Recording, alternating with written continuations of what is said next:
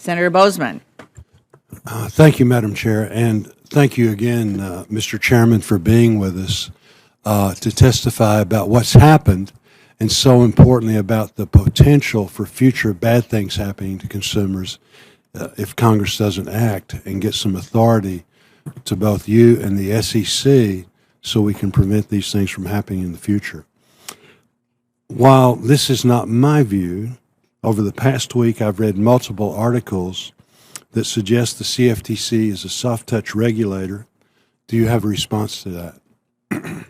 Senator, I just patently reject that suggestion. I think you and I have talked about this before. I've talked about this to this committee. Again, I think it's just a lack of insight into the CFTC and what we do. And I think if individuals took a harder look at our record, both from a regulatory perspective and an enforcement perspective, they would understand that we're the farthest thing from a light touch regulator. We're one of the strongest, most respected regulators in the world, especially around derivatives markets. I think, I've been thinking about this a lot given the narrative that's been building. And my response comes with a few thoughts about what we do and what we've done historically. First, as we've discussed, let's think about LedgerX and the entity that we regulate.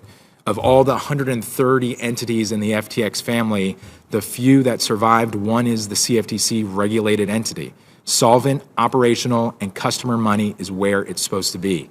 I'd also point to our enforcement record. Since the last time I was with this committee, we closed out our fiscal year 2022 enforcement record. Over $2.5 billion in assessed penalties on a $320 million budget.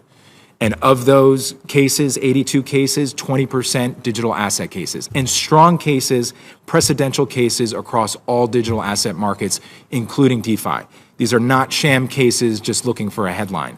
The third thing I'd say, and Senator, you sort of alluded to this in your opening statement, looking back to 2008 and the financial crisis, the tsunami that wiped the financial markets and the economy across the globe, the one area that was sort of a beacon of financial market regulation were cleared derivatives. Futures markets were able to know where customer money was and return customer money to its owners. That model essentially that regulatory framework served as a model for the swaps reform that this committee enacted in Dodd-Frank. And ongoing right now, there's a discussion about treasury market reform and clearing treasury markets. Cleared derivatives are the model for that market as well. So just a couple indications of the importance, the efficacy, and the strength of derivatives markets that are implemented and enforced by the CFTC. Very good. I think you've answered this, but I think we need to be very, very clear about it. If FTX.com had been a registered U.S. exchange, would the CFTC have been able to mitigate what happened?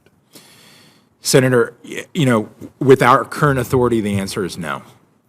We need the authority to get into a CFTC registered exchange. As you point out, if we have that authority and they were registered, given what we know from the facts about conflicts of interest, commingling funds, books and records, we would have been able to prohibit it. And I would point to what we're doing with LedgerX. On a daily basis, our staff is in direct communication, not only with LedgerX, but the custodians themselves, able to identify customer property and customer money. Imagine that scenario with FTX US. If we had a daily lens into the location of customer money and customer property, you can imagine, given what we've learned about what's happened with FTX, we could have certainly prohibited many of the actions that we're hearing about.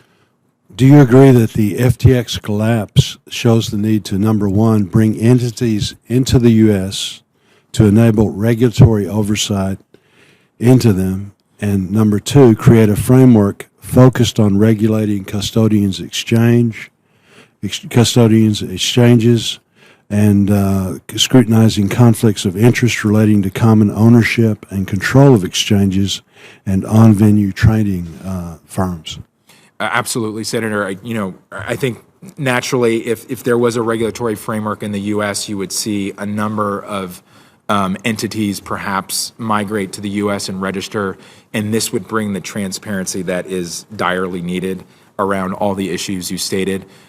These are core fundamentals of market regulation. These are core fundamentals of CFTC regulation, ensuring that there are no conflicts of interest and that an individual entity cannot wear multiple hats offering different services to the same customer, making sure that money is not commingled between house and customers as well, and having books and records to examine, being able to audit financial statements, having disclosures for customers. These are core elements that have served U.S. markets, U.S. derivatives markets so well for decades. And as we continue to see this digital asset market exist and interest from retail speculative investors, we need to bring these principles into this market in order to protect customers.